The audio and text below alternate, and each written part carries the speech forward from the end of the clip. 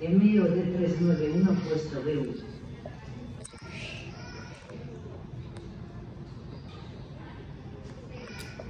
59 puesto B3. Tapos ko lang uminom ng glucose na naman. So maghihintay ako dito ng 3 hours. Nandito yung mga kailangan ko mabumalik ng 9. Nag-start ako ng 9:10. Babalik ko ng 10:10, 11:10, and 12:10. So 3 hours kami dito ni Queensley. Mas matamis siya dito sa nauna ko last week. Tapos kada balik ng kada 1 or 3 times din akong babalik para kuwanan ulit ng dugo. So meron na akong ganito para hindi na ako paulit-ulit na tusukin. Kukuha na lang sila ng dugo dito. Nakakapanghina, wala pa akong kinain. Bawal din uminom. Dito yung maganda kong anak. Queen. Wala si daddy, may trabaho kasi hindi niya nagawa ng paraan yung schedule. Ang sakit, aber.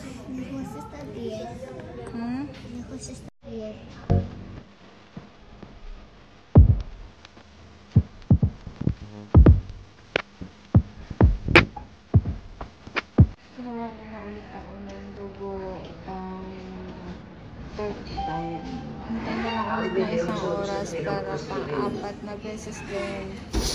Magpapasa na kami ng ihi para i-check sa micro something na lose. So, outside sa kabilang building. Si Queensley nandito. Nakaupo din. My ever supportive daughter. Maraming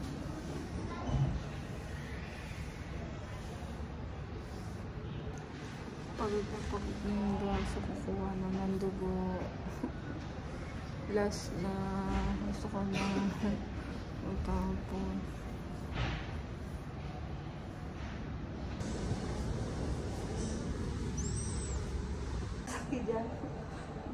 Kami na lang dalawa, ang tagal.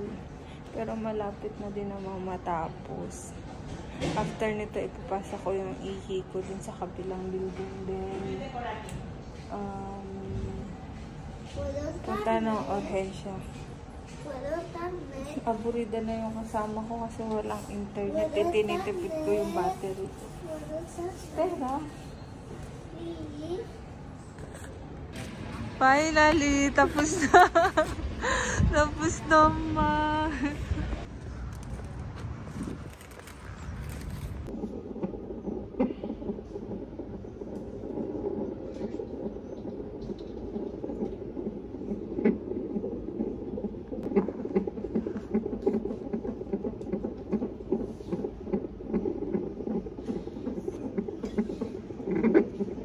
Hi guys, so na-receive ko na yung tawag ng aking doktor, OB/GYN, and yung result ng aking glucose test again and sa infection. So, positive, meron akong diabetes, but good thing about it is hindi ko naman kailangan mag-insulin or mag-check ng sugar every now and then.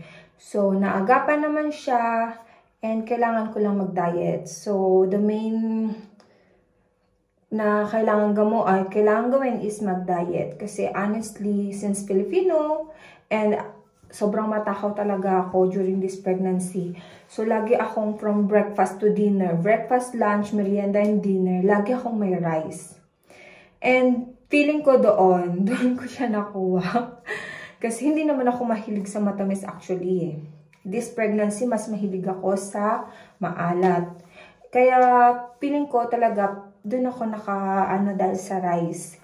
And buti na lang naagapan siya. And about my infections, yun sa result ng urine test.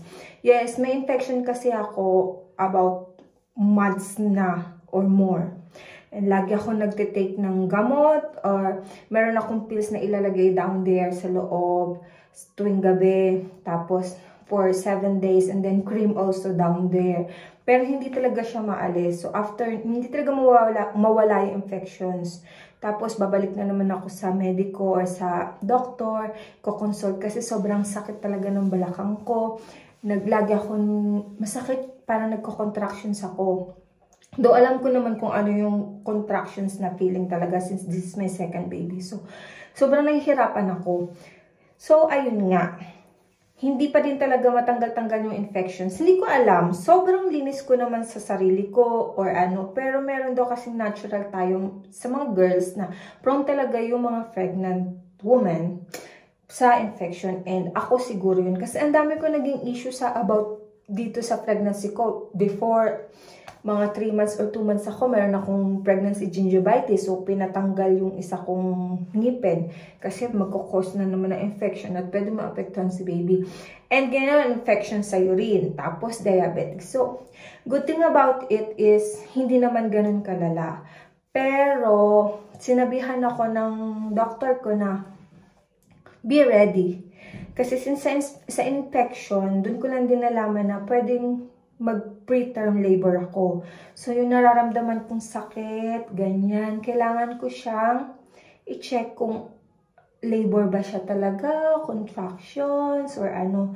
Ayaw ko namang mangyari and God knows, ayaw naming mangyaring ganun. Pero sabi ka nga sa akin ng doctor, be ready, prepared. During pregnancy, everything is possible.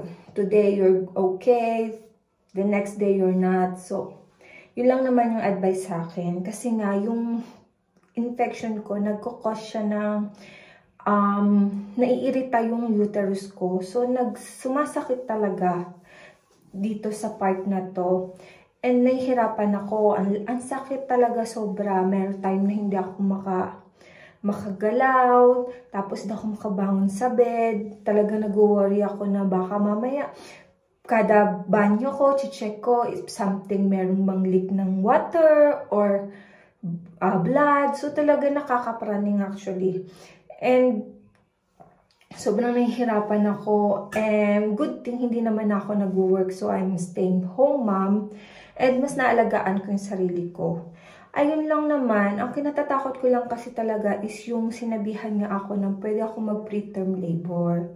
And, I'm 25 weeks. And, Lord, nung nalaman ko yun, sobrang stress ako talaga actually. Hanggang talagang lagi kong pinagdadasal na, lagi na akong umiiyak sa gabi. Minsan na, Lord, wag naman. Kinakausap ko yung anak ko na, kapit lang, wag muna, magpalaki ka pa dyan. Mga ganong bagay. So, pero you know, pregnancies, hindi nga natin alam. So, hindi natin ang mga mangyayari sa mga susunod na araw. So, be prepared. Yun lang naman. But, thank you, Lord, kasi okay naman yung mga, though ganyan nga yung nangyayari sa akin, kahit pa paano, hindi naman ako kailangan mag-take ng insulin and medications dahil kaya ng diet. And, sa infection, binabanatan ko na lang ng water or coco, yung coconut water. Meron naman nabibili ito. Yun na lang talaga. Tapos, mas malinis pa down there. Lahat ng effort ginagawa ko. So, I hope everything goes well. So, yun lang naman ang update, guys, from my pregnancy. 25 weeks. So, thank you so much. See you on the next vlog. Maybe next vlog ko is nesting na. Kasi, since na-advise ako ng doctor, so, kailangan ko na talaga mag-prepare. And, nandito na rin ako sa nesting mode. So, yun. Thank you so much guys for watching. Kung sino man yung nakaka-experience ng ganito na makapanood ng vlog ko about pregnancy, please comment down below. At i-share nyo din kung anong ginagawa nyo. Kasi actually, ito yung first time ko. During my first pregnancy, okay naman. So, this time, ang daming complications and dramas or and all. Pero good thing. Okay pa din sa baby boy. Here's my bum. Thank you for watching, guys. Bye.